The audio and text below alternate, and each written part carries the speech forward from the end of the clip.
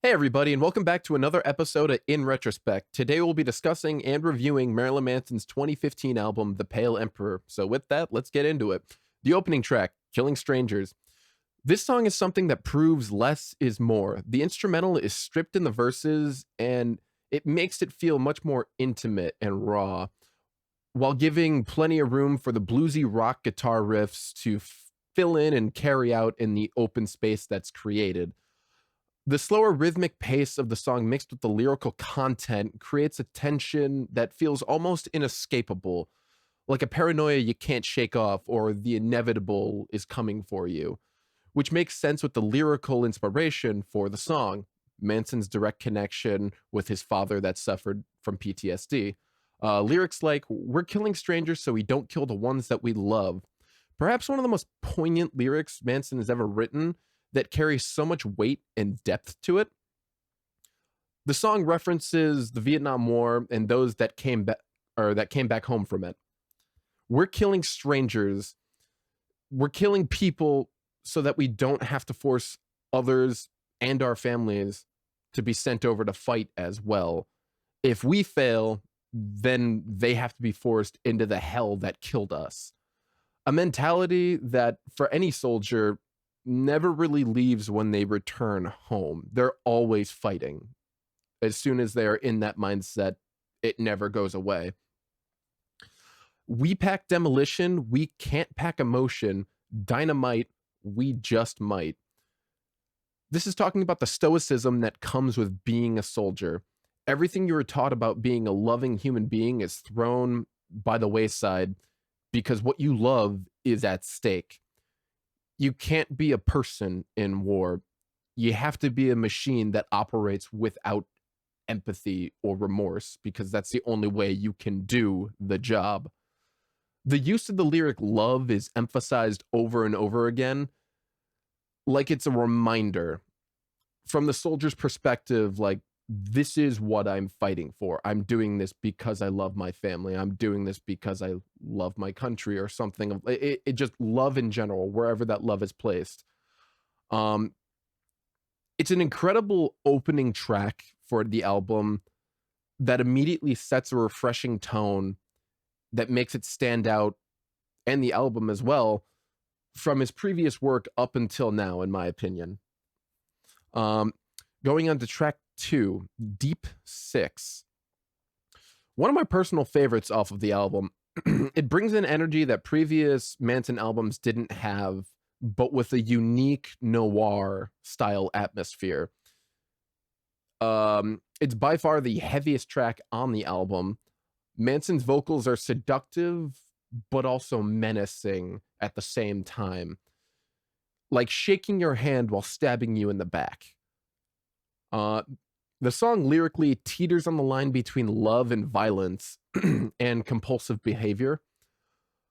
The song plays perfect, or the lyrics rather, sorry, play perfectly into the opening lyrics. You want to know what Zeus said to Narcissist? You better watch yourself. Two individuals that view themselves in high regards, but can't admit that they're both at fault.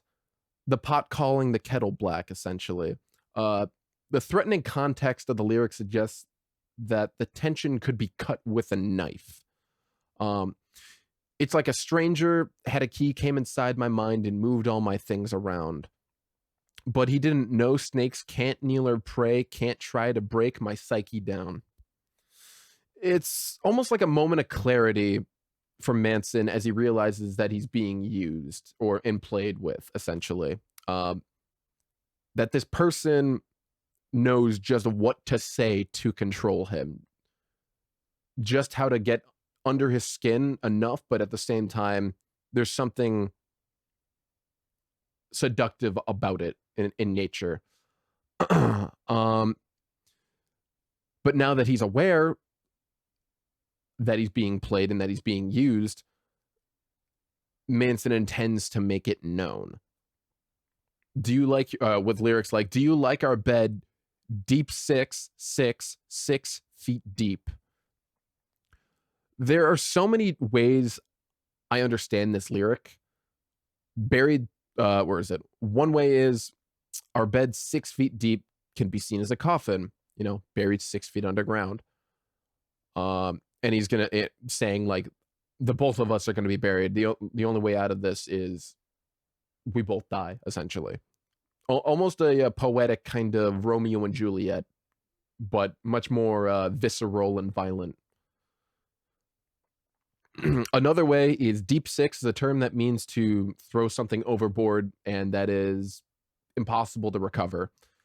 Talking about the relationship as a whole, deep six the relationship. It's done, it's toasted, it's over, it's not worth it. There's no way it's coming back. There's no way to fix it.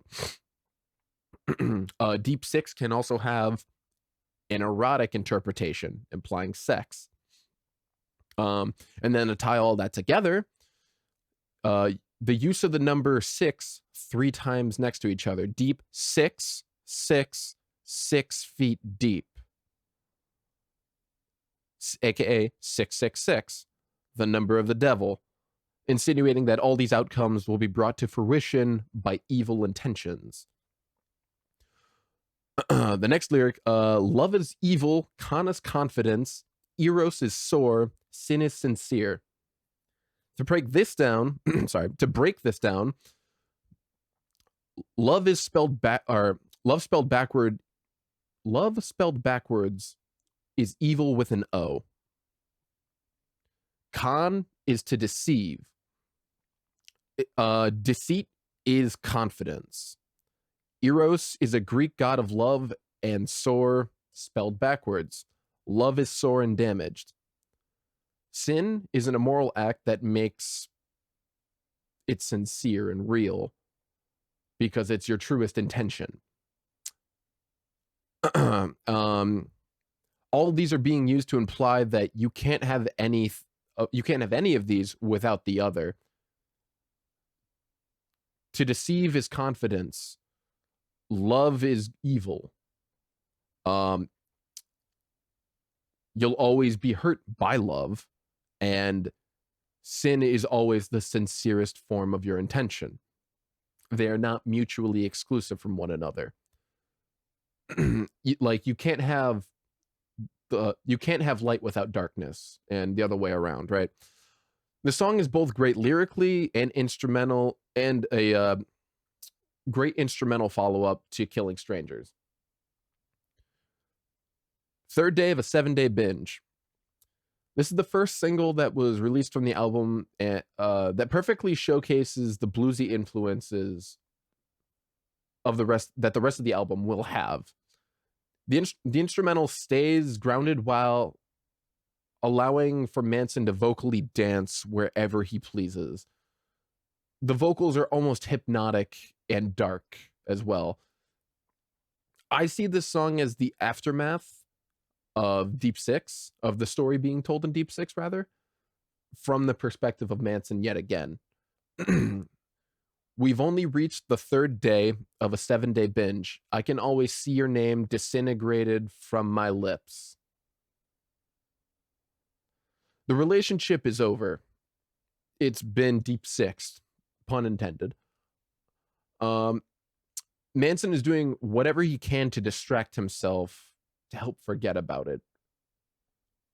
The name is slowly leaving his mind and his mouth, and it feels like it never happened. It's just finally gone. It's off of his mind. It's a weight off of his shoulders. It's a burden he no longer has to carry. I can't decide if you're wearing me out or wearing me well. I just feel like I'm condemned to wear someone else's hell. Manson is torn between whether or not the decision he made was the right one. He feels like he is the canvas for other people's damage and trauma. No matter what he does, it always ends the same, and he's the one that's left with the scar. I got bullets in the booth. Rather be your victim than be with you. I mean, pretty blatantly just saying, I'd rather die than be with you. Like, I'd rather not continue whatever this is and have it go down a way where I am no longer who I think I am. because I'm being used. So, you know, he'd so much rather bring himself to a secluded area where he will supply the means to end himself if that's the only way out. Lyrically, the song is less metaphorical and more direct, I believe, but abstract enough to make it compelling. This is personally my favorite song off of the album. Going on to, which also flows in really well to song 4, the Mephistopheles of Los Angeles. This song encompasses the dark nature of Manson and how he views himself in a world that continually persecuted him and persecutes him currently, I should say. Here, Manson plays with the dark theatricality that he is known for, but in a manner that's more vulnerable. But through this vulnerability stems a confidence that empowers him and that he uses to his advantage to take back control in a different way. I don't know if I can open up. I've been opened enough. I don't know if I can open up. I'm not a birthday present. Manson is exhausted from letting people know the real him, and he's been hurt by it before. Even after he's opened up to people and he's poured his heart and soul out onto things, people still expect more. They treat his vulnerability as a commodity. It's a self-reflection that he realizes he's conflicted with putting on the facade because of the insincerity that comes with it when he doesn't want to be that person, when he doesn't want to be Manson. It feels insincere to be anything besides what he wants to be. And if he doesn't want to be Manson in that moment, then there's no reason for him to be. Because then he's just really playing pretend. I'm aggressive, regressive. The past is over. Now passive seems so pathetic. I see this as Manson's temper causes him to fall back into his old ways or habits. He's been working to take back control and saw passive being as the way to do so. Just something he will let fate essentially take the reins of. You know, if it's meant to be, it'll happen. However, because of his temper, it causes him to lose his patience and in turn causes him to act irrationally and makes decisions that he wouldn't have made otherwise. Thus, the view of passiveness being pathetic. Take what you want without being handed it. Take control of your life. Don't give it to fate or destiny or to an external force that you can't control. Be the one who takes control. Are we fated, faithful, or fatal? The repetition of this line, I believe, is used to question one's existence. Fated, is our life predetermined as well as our choices? Faithful, can we stay true to our own identity? And fatal, will our choices inevitably lead to our demise? I'm feeling stoned and alone like a heretic, and I'm ready to meet my maker. This shows that Manson feels persecuted for being himself and is just ready for it to end. But in the arrival of said end, hoping that there's some kind of solace in an explanation of it all. Like, why did all of this happen? Was there a reason why this happened? Lazarus got no dirt on me, and I rise to every occasion. I'm the Mephistopheles of Los Angeles. I interpret this as Manson building off of his previous lyric of the past is over. In doing so, he's saying that the past doesn't have a hold on me. Thus, he's able to rise as the Mephistopheles of Los Angeles. Mephistopheles is a demon-like figure. This is being used to represent Manson's struggles with the duality of his own nature. It's the darker temptations of his cynicism that he has to confront. And by doing so, he willingly crowns himself the demon of Los Angeles.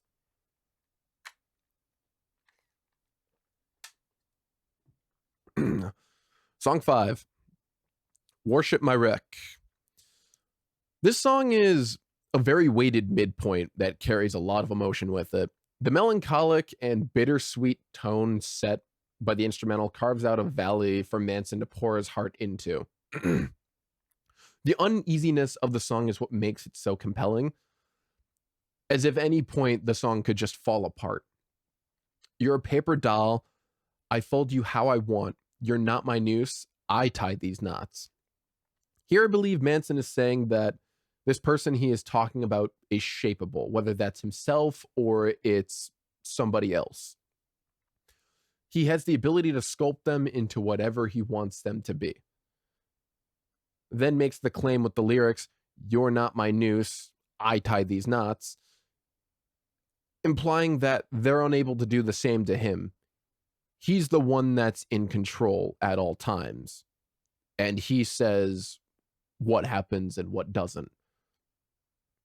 If this won't be our fingers locked together, this is total war, method not objective. If we can't be in this relationship for love, then the only way through is self-destruction. To kill each other through the suffering of being together. Can't ever say I'm breaking the rules if I can't glue them back together. Simply saying that in order for a rule or boundary to be broken, it would have to be resolute. Something that is still standing in the aftermath. Otherwise, it's just a recommendation or a guideline. Something that doesn't need to be followed because it's meaningless. If it can be broken down, then it's not something that can be upheld. Scars on my fingers, bruises my neck, crash in my trains, warship my wreck. This feels like something while abstract, feels much more direct in the song. All the physical pain that Manson can see has been caused to him, but he still sees the beauty in the destruction. Warship, where is it? The play on words with warship and worship give two separate meanings to the song. Warship can mean Manson is at war with himself, the relationship, or both. He views the battle as a lost cause because there's nothing redeemable about the wreckage. Worship means the way that people and Manson view himself and view him. The spectacle is enthralling because it is a wreck. You know, the old saying, everybody loves a train wreck, right? Sorry about that. Cut the hands off, then kamikaze into your soul. Cut the hands off is talking about releasing all of the tethers, severing all of the ties holding him in place. By doing so, he can attack himself or the other person in the relationship where it will hurt most. Again, bringing the beauty in self-destruction by turning himself into a martyr. Another one of my favorite tracks off of the album. Song 6, Slave Only Dreams to Be King.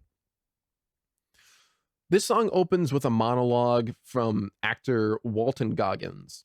Gives off the impression of a preacher giving his sermon to his followers. A sermon that comes across as a call to arms for the self. Everything will fall into place when you and you will get everything that you are owed. Is at least how I interpreted the monologue itself. The song feels like a continuation of the rhythmic consistency of Killing Strangers. Takes the tone in a more dark and eerie kind of direction. the use of electronics as well as the dissonance of the guitars help pave the way for that eerie and uneasy dark tone. Lyrics like take my money like an ugly bee covered in my honey, too dumb to see my Fibonacci blinded by your jealousy. To me, this seems like an attack on consumerism. We are all slaves to the lives of luxury and demand to live like kings. Because because of these lifestyles, we all want what we don't have, even when it wouldn't better our lives with it. I'm happy to pull my veins out. Sorry. I'm happy to pull my veins out and braid a rope. I don't need hope to know that you die slow. To build off of what was said in the previous lyric, in a sense, we would even go as far as selling our souls to get these things. Our vaulting ambition would be the catalyst for us stepping on one another to get what it is we want. Our fundamental human nature of being greedy, essentially.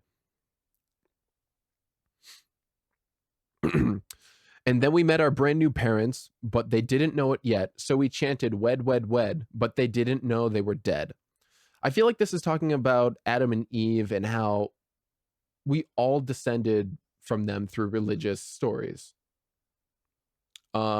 Because of that, or at least specifically through Catholicism and stories of that nature through the Bible. Because of that, we are descended from their sin, which makes us imperfect.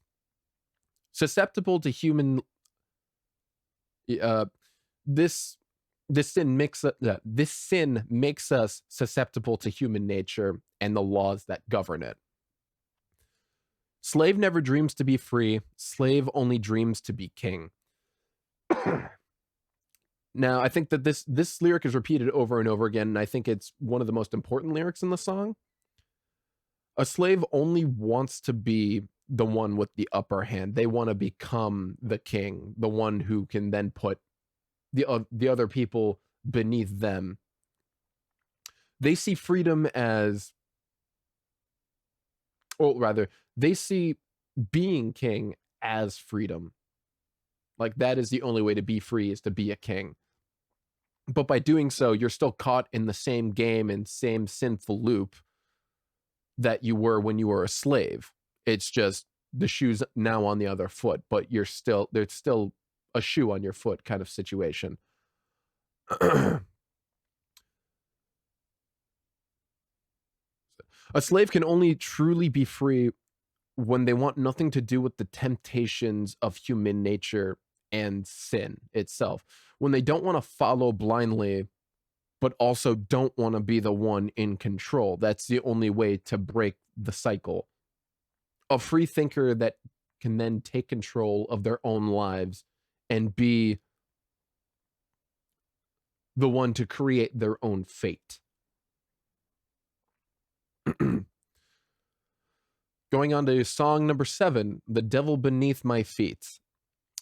This song offers an upbeat tempo that the album hasn't had since the third day of a 7-day binge at this point in the album. It showcases yet another turning point in the album to help break up some of the monotony. The simplicity of the rhythm section holds the song together while giving way for the bluesy guitar riffs to take the spotlight. Manson uses this song as a chance to essentially flip off religion and the zealots that use it as a way to maintain their moral superiority. With lyrics like, don't want your God and your higher power, want power to get higher. Pretty direct from Manson saying that no thanks to your salvation, right? Or rather, your salvation. Instead, he seeks out power in order to bring himself to a godlike status instead. Building off of that, Don't need a motherfucker looking down on me, motherfucker looking down on me. Manson views the position as God, or the position of a god, as condescending. Physically looking down on him while simultaneously belittling him and viewing him as inferior. And not just Manson, but just humans in general. It's the saying of looking down on somebody, right? You can both physically look down at somebody, but also that comes with it, that comes in a condescending manner, that implying that God is better than all of us because it's a perfect being or a perfect ideology. He would rather just not believe than to feel like a slave to his actions. Least I know wherever I go, I got the devil beneath my feet. In a funny sense, he views his position as higher than the devil, where he then becomes the one figuratively looking down on the devil if he can't be better than, or if he can't ever become a god himself in that regard. It's what happens when you put an apple on your head. You could laugh all day, but you can't laugh the darkness away.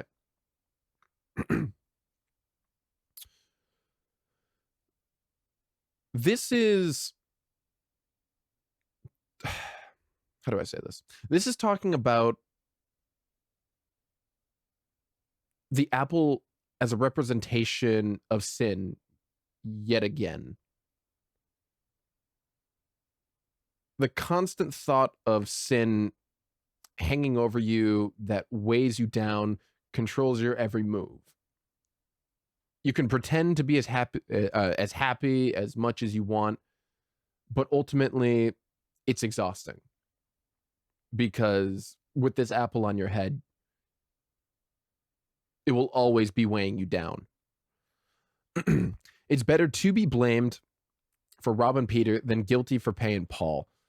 A slight play on the saying of robbing Peter to pay Paul. In this context, it's being used as a distinction between God and Satan, I think, personally.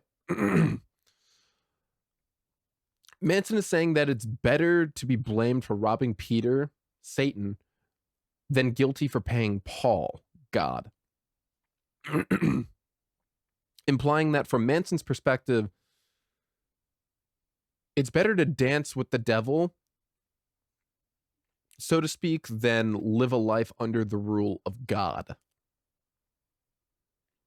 But I think the song as a whole is a clever and funny way of attacking religion, essentially, in a way that fits the style of this album. These are lyrics that I could imagine being on something like Hollywood or on Antichrist Superstar, and they would fit perfectly. Going on to song number 8, Birds of Hell Awaiting. This song is where theatricality really takes the spotlight.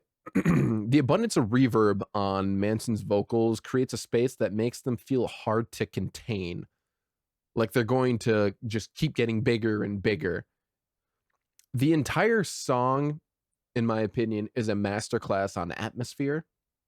It does a lot to create something so big while using so little. The reverb mixed with the automated panning from left to right adds to the scope of the soundscape that really brings it all together. However, it is the most lyrically repetitive and redundant song on the album. There's not really much lyrically happening here. The instrumental is where this song shines, not so much the lyrics. Birds of Hell Awaiting with their wings on fire. The imagery of the bird on fire is typically seen as synonymous with a phoenix.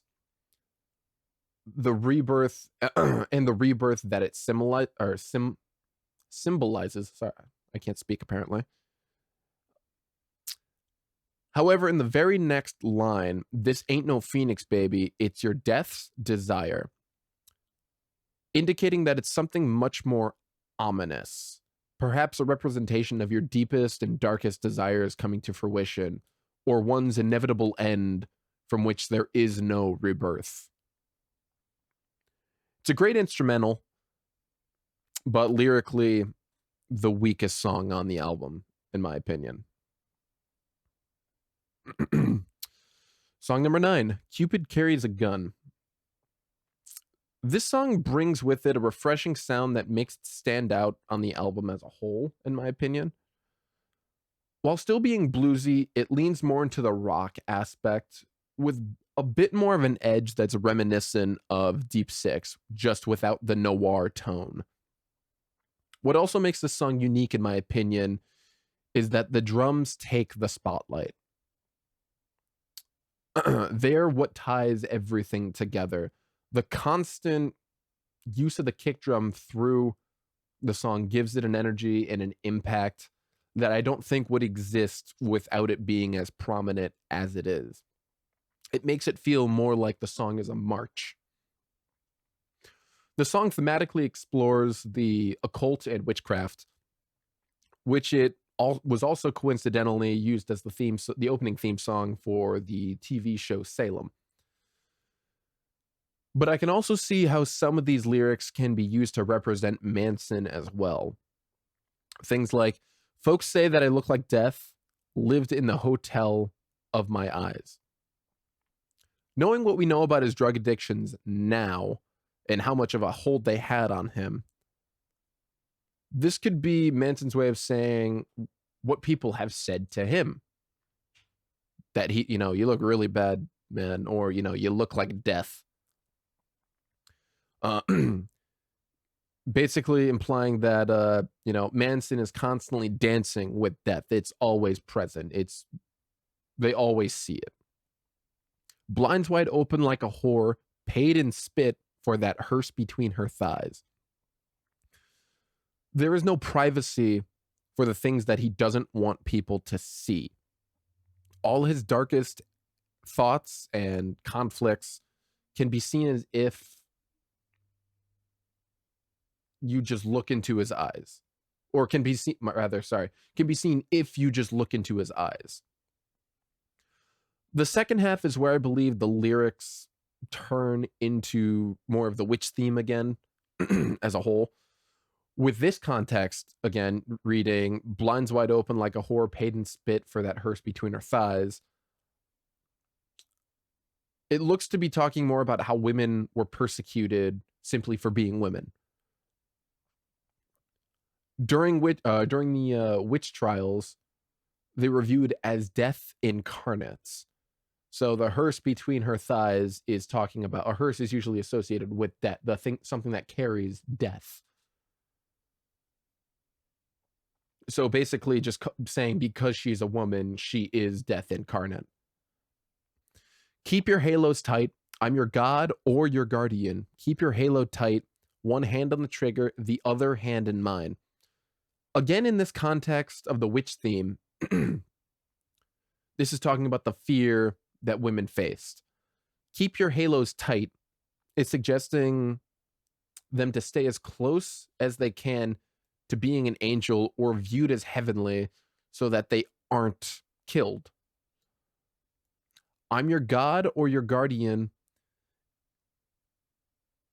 is building off of that by saying God can be whatever they need him to be.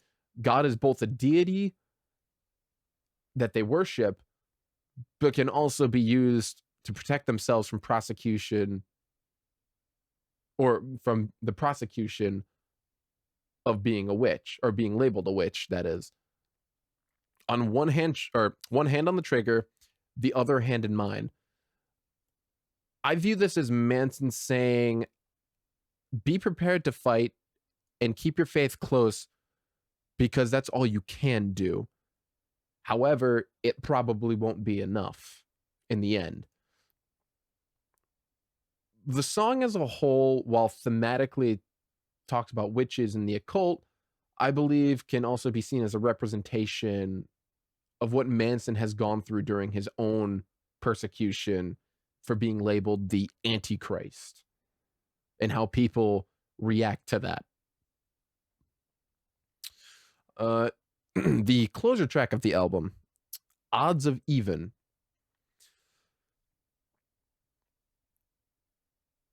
It's a haunting yet powerful song that really embraces the stripped down nature of the instrumentation. The bass, in my opinion, takes the spotlight here. It's the driving force between the guitars and the drums that really gives the song its impact. Overall, this song gives off very big Pink Floyd influences, and they really show themselves during, I believe, or during the solo, guitar solo. Something I could see, you know, being on like Dark Side of the Moon or The Wall. Lyrically, the song delves into the mortality and the inevitability of fate. It's used to paint a visceral, it's used to paint the visceral imagery of the human psyche. Stare in the grim face of death, or stare in the grim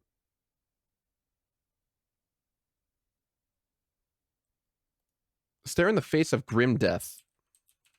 I apologize, I screwed that up. Stare in the face of grim death, screaming monsters bring me to deafness. Manson is confronting and coming to the grim reality of his death. The voices in his head are screaming at him and he can't focus.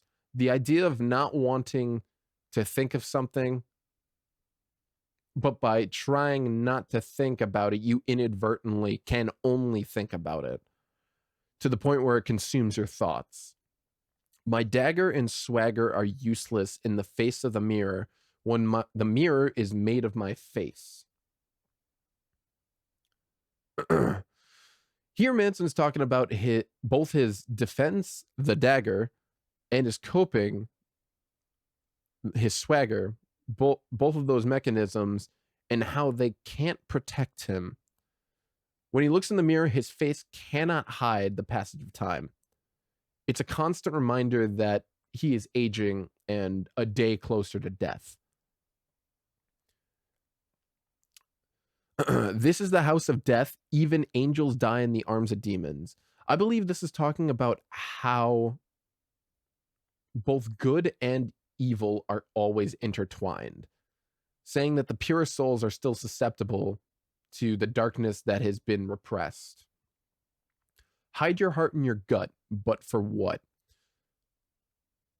Here, I feel like Manson is talking about his own self-destructive habits as he tries to grapple with them. He's using heart as a representation of our truest intentions, our truest nature. Gut is being used to represent one's conscience and morals. So with that context, going back to reading the lyric, hide your heart in your gut can be broken down to say, hide your true nature in your morals. But by doing so shows the constant internal conflict of being human. The but for what part of that lyric is Manson suggesting that it's futile to repress your own nature because it will just lead to self-sabotage and self-destructive habits. No one is exempt from the odds of even. There's a great play on words in this lyric. Odds is being used as a way to show the chances of something happening, right? Almost like gambling or something of that nature. Even is being used in the sense of getting even with someone or to make things balanced and fair.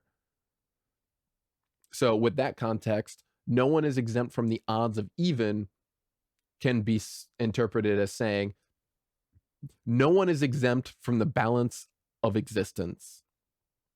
With life, there is death. This, I believe, is Manson's realization that life is both tragic and empowering. It gives us a chance to find meaning in the fleeting moments that we have left.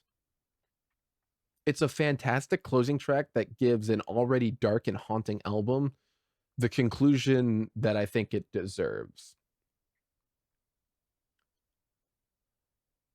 I think this album is fantastic. It does a really great job at doing everything it set out to do. My rating for this album is a 9.2 out of 10.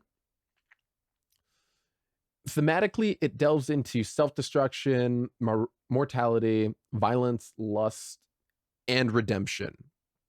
It shows the framework for what would be further lyrically explored in this follow-up album, Heaven Upside Down.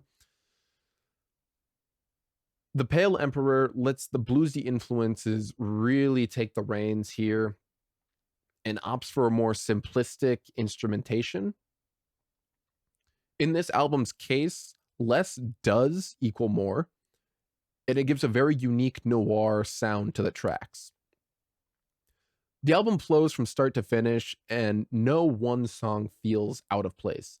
Every one of them feels like they should be exactly where they are, making the experience from start to finish much more satisfying as a listener.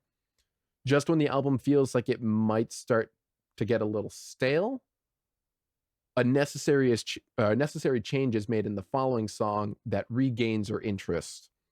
While I would say that some songs are better than others, it is not a drastic gap.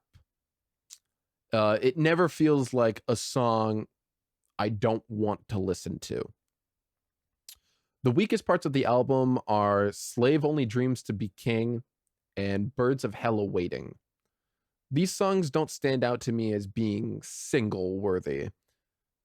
They had to grow on me a bit after listening to them, but they do complement the album as a whole when listening to it from start to finish. Again, not saying they're bad, just aren't the strongest points on the album.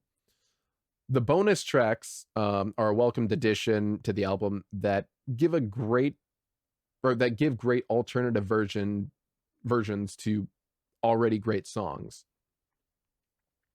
You know, kind of just making it the cherry on top of an already great album experience.